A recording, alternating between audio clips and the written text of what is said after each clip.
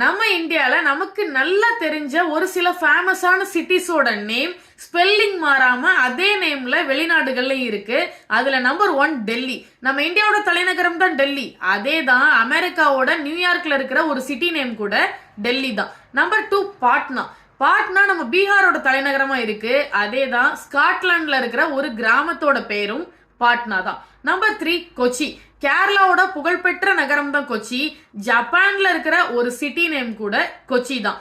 Number 4 Hyderabad. Hyderabad நம்ம இந்தியால இருக்கிற ஒரு நகரம் மட்டும் இல்ல, பாகிஸ்தான்ல இருக்கிற ஒரு நகரத்தோட பேர் கூட ஹைதராபாத் தான். நம்பர் 5 டாக்கா.